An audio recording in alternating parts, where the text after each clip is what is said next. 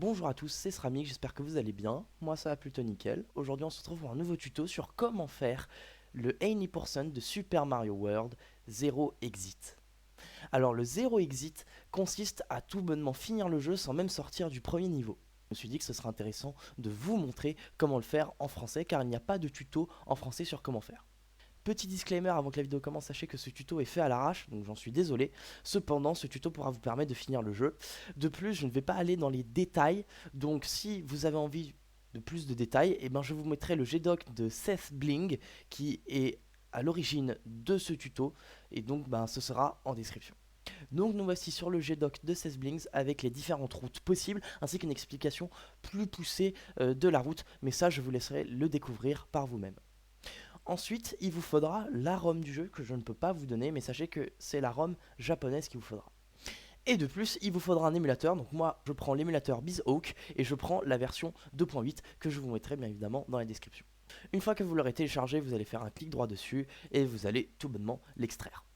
Ainsi, vous aurez un fichier comme celui-ci et puis vous allez lancer l'émulateur. Pour commencer, vous allez faire File, Open ROM et vous allez ouvrir votre ROM. Donc une fois que vous avez lancé votre jeu, ce que vous allez faire, je pense que tout le monde va le faire car c'est important, vous allez aller dans Config, vous allez aller dans Sound et vous allez baisser le son. Maintenant vous allez devoir faire exactement la même chose que moi. Donc vous devez aller dans Config, dans Core, puis dans SNES et vous allez cliquer sur BSNES.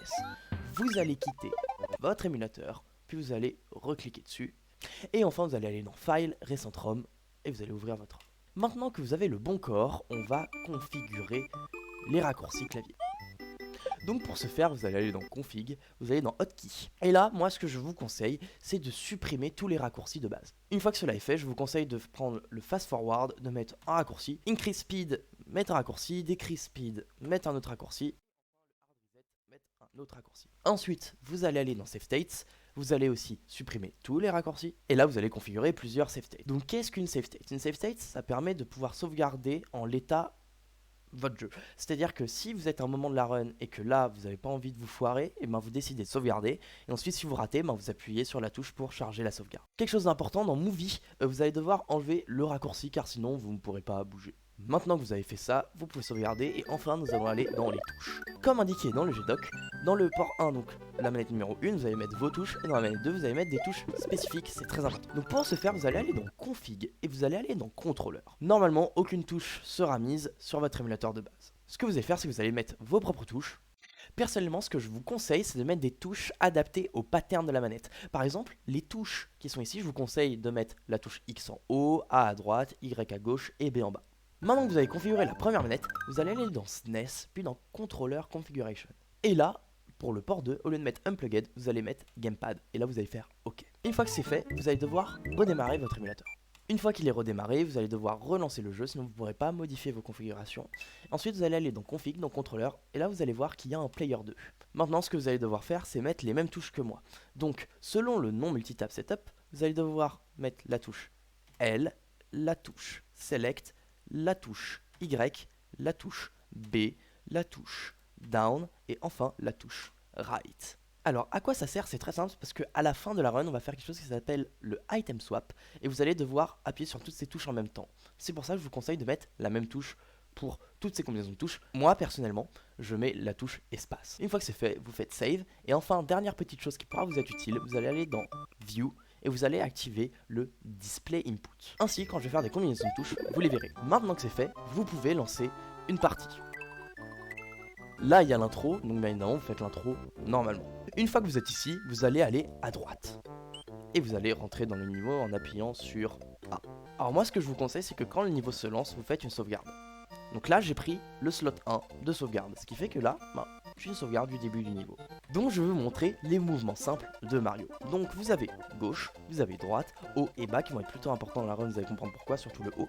Vous avez le saut avec B, le saut toupie avec A, puis X ou Y et le 2 pour courir. De plus, vous avez R pour pouvoir scroll l'écran vers la droite, puis L pour scroll l'écran vers la gauche. Donc nous pouvons commencer la run. Donc pour commencer, vous allez courir vers la droite, ce qui va faire que vous allez attraper automatiquement la carapace. Donc je charge ma sauvegarde, droit plus carapace, ce qui va faire que ça va me prendre la carapace. Une fois que vous êtes ici, donc là vous voyez je fais des sauvegardes, comme ça je vais pouvoir vous expliquer en même temps. Une fois que vous êtes environ ici, donc cette zone là, vous allez maintenir haut puis lâcher la carapace. J'arrive ici, je vais vers la droite, je prends la carapace.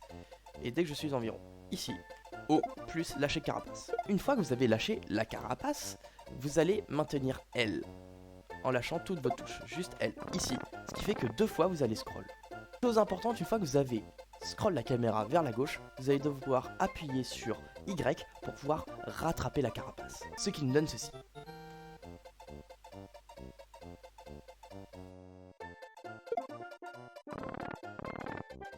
Une fois que vous avez attrapé la carapace, nous allons faire un bug de duplication. Donc une fois que vous avez attrapé la carapace, vous allez devoir vous mettre juste ici. Donc comment reconnaître si c'est la bonne position?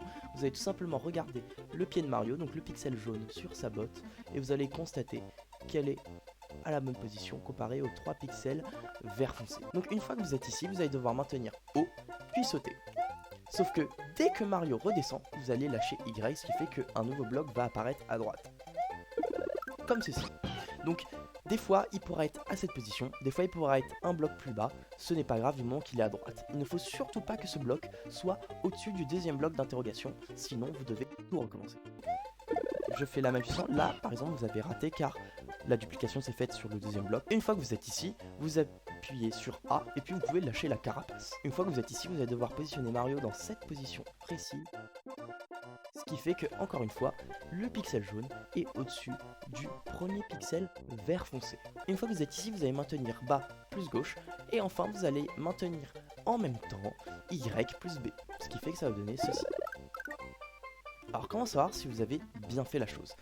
Il faut que normalement il vous reste un pixel noir, ici, sur tout le bloc. Si vous en reste 2, vous avez raté, vous allez devoir recommencer. Saut. Là, par exemple, j'ai pas le bon positionnement. Ou alors, si vous avez fait une save state, vous devez aller vers la gauche, puis aller vers la droite, puis faire R, puis faire L 2 fois. Ce qui fait que quand vous allez vous mettre ici, normalement, si vous le faites, ça va vous mettre sur le bon pixel. Donc, si je recommence depuis le début, ça nous donne ça.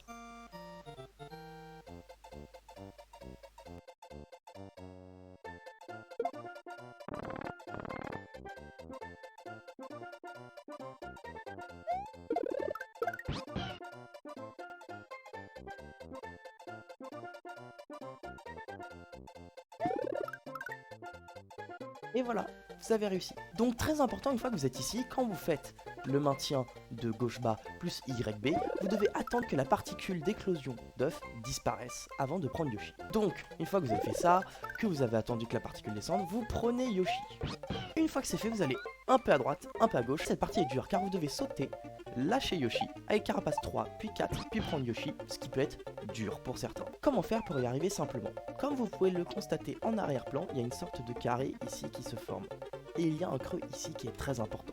Donc quand vous courez et que vous sautez, vous allez devoir lâcher avec A votre Yoshi dans le creux droit du carré. Donc si vous le faites bien, vous lâchez, et là vous allez carapace 3, carapace 4, puis Yoshi. Alors très important, il faut taper la carapace à gauche pour que la Koopa, si elle sort, elle aille vers la droite. Car si vous tapez la carapace vers la droite, la Koopa va sortir vers la gauche, sinon vous risquez de faire ceci, ce qui n'est pas bon. Et ça, c'est pas ce qu'on veut. Donc une fois que vous avez réussi à faire tout ça comme moi, vous devez prendre Yoshi et vous faites directement une save state, c'est extrêmement important. Vous faites une save state dès que vous avez pris Yoshi. Pourquoi sauvegarder pile après avoir pris Yoshi? Car nous allons faire une manipulation importante que je vais vous expliquer maintenant d'un point de vue technique. Consiste à maintenir O, appuyer sur la touche pour la langue de Yoshi, donc Y, puis bas O. Ce qui fait que vous allez prendre la carapace derrière celle qui est devant vous. Ainsi, dans le cadre du speedrun, vous pouvez faire ça. Donc vous attendez que la Koopa sorte et vous allez vous mettre ici très précisément. Donc comment savoir que vous êtes au bon endroit? Et bien vous regardez le sol. Il y a sur le sol ce que j'appelle des grands creux et des petits creux. Et là vous allez regarder 6 grands creux, donc 1, 2, 3, 4, 5 et 6. Et là juste ici, vous verrez un petit creux. Et il faut que le blanc de la botte de Yoshi soit sur le deuxième pixel gris. Une fois que vous êtes au bon positionnement, vous sautez, vous lâchez la carapace, vous allez à gauche, puis vous prenez la carapace qui est juste ici. Maintenant, vous allez vous positionner juste ici, donc comme vous pouvez le constater, à ce pixel très précis. Comment reconnaître le bon pixel? C'est très simple. Ici vous avez un petit creux et il faut que le blanc de la botte de Yoshi soit sur le premier pixel gris foncé, après les 3 qui sont juste ici. Une fois que vous êtes au bon endroit, vous sautez et vous lâchez. Maintenant que c'est fait, vous allez prendre la carapace juste devant vous et là vous allez vous placer précisément ici. Comment reconnaître que c'est le bon endroit? C'est très simple. Là vous avez le premier grand creux, deuxième puis troisième grand creux et là vous avez 3 pixels gris foncé. Et ben le blanc de la botte de Yoshi est sur le premier pixel gris foncé qui est juste là. Une fois que c'est bon, cette fois vous n'allez pas sauter, vous allez directement lâcher la carapace. Donc une fois que vous avez lâché la troisième carapace, vous allez prendre la dernière et vous allez vous mettre juste ici. Très important, vous ne devez pas taper sur la carapace juste à ma gauche, sinon vous devez recommencer. Alors une fois que c'est fait, vous allez devoir vous mettre ici. Comment savoir que vous êtes au bon endroit? Et ben vous allez constater que entre la botte de Yoshi et le grand terrain de terre ici, il y a un petit pixel, donc un trou, qui est gris foncé. Et c'est là que vous savez que vous êtes au bon endroit. Une fois que c'est fait, vous allez lâcher la carapace. Puis, vous allez prendre celle qui est devant vous. Enfin, vous allez vous mettre à cet endroit très précis. Comment savoir que vous êtes au bon endroit? Et bien ici, vous pouvez constater que entre le trait noir de l'herbe et le trait noir de la botte, et ben il n'y a pas de pixels d'écart, ce qui fait que les deux sont collés. De plus, vous pouvez constater avec le pixel blanc de la botte qu'il est sur le premier pixel des 3 pixels gris foncé, juste ici. Maintenant, vous pouvez lâcher la carapace. Alors, juste une remarque sur le fait que des fois, il peut y avoir quelques coupas qui traînent ici. Quand vous avez lâché la carapace juste là, si vous voyez qu'il y a des coupas qui sont ici, et ben vous attendez qu'ils soient hors de l'écran. Puis une fois qu'ils sont hors de l'écran, vous attendez 4 secondes pour être sûr que les carapaces se sont réinitialisées en termes d'emplacement. Car oui, l'objectif, c'est que les coupas soient dans leur emplacement initial, comme celui-ci. Donc une fois que vous êtes ici, je me permets avec les raccourcis de mettre le jeu à 50%. Donc en quoi consiste cette technique? Cette technique consiste à maintenir Y, sauter pour aller sur le terrain de terre, appuyer pour prendre la première coupa, et vous devez attendre que la deuxième coupa change de direction. Une fois que c'est fait, vous sautez, lâchez la carapace plus Mario, prenez la carapace, et vous vous lâchez ici, donc dans cette position ou cette position, ça ne changera. Donc je maintiens la course, je vais vers le haut, je vais sur le pattern de terre. Deuxième coupa qui change de position, je lâche la carapace, plus je maintiens A, je prends la carapace et j'atterris ici.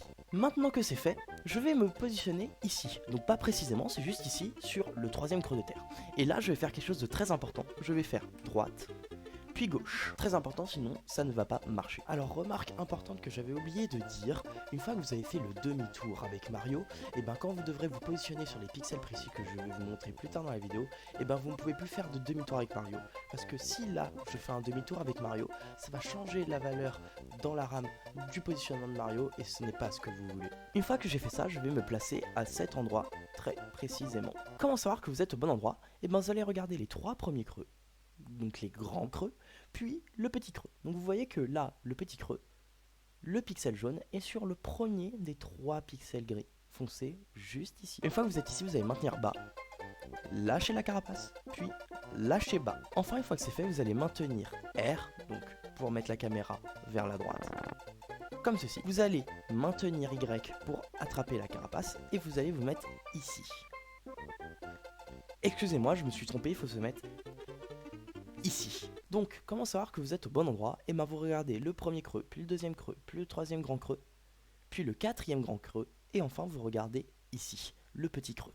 Donc vous voyez que le pixel jaune de la botte de Mario est sur le premier pixel des 3 petits qui sont dans le creux. Donc aligné juste ici, avec celui-là. Alors très important, il ne faut pas avoir fait de rotation avec Mario quand vous avez mis la caméra vers la droite. Car si je me mets ici et que je fais une rotation parce que je me suis trompé, et ben déjà ça va bouger la caméra et de deux ça va réinitialiser une valeur dans la RAM que ne vous voulez pas modifier. Donc une fois que je suis ici, je maintiens haut, puis je lâche la carapace et je vais sur Yoshi, juste ici.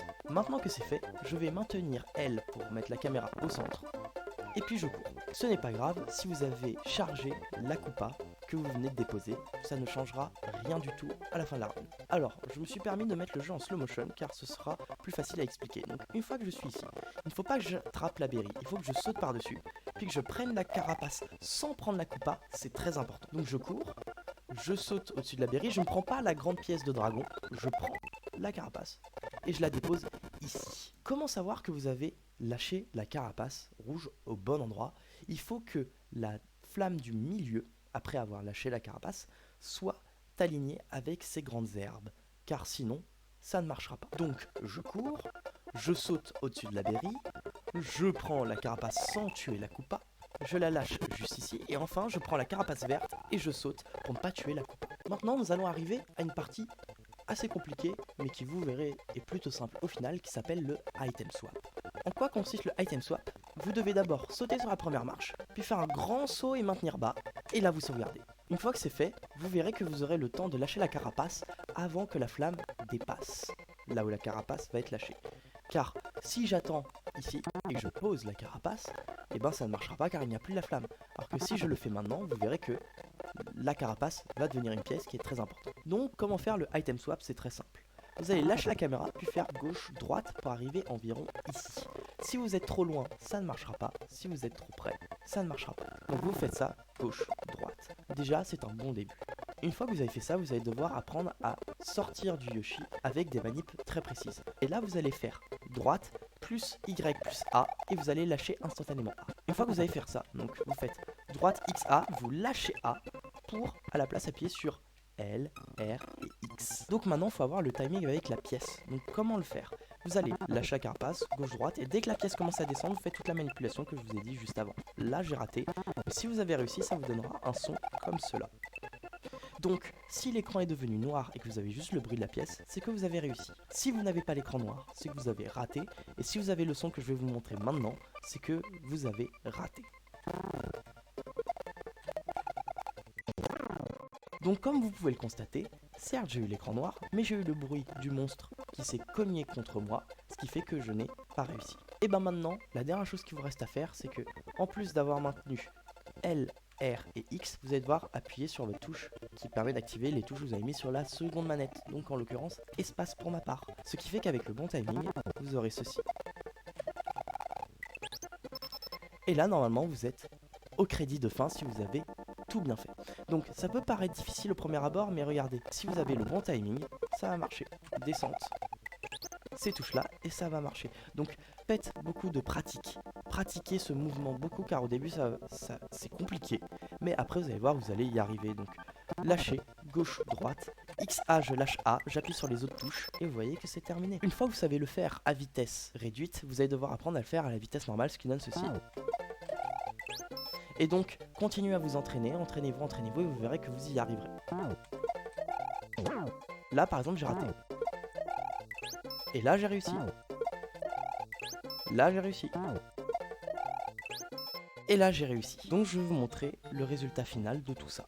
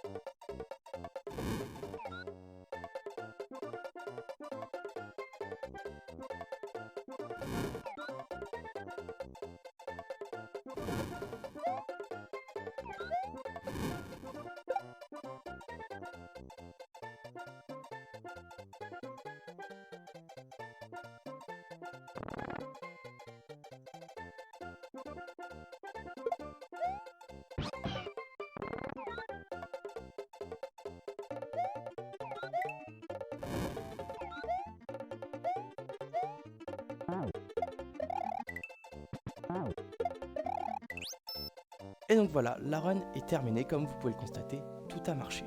Donc j'espère que la vidéo vous a plu, n'hésitez pas à la liker si ça vous a intéressé, si ça vous a aidé à faire ce speedrun. Et moi je vous dis à bientôt, salut!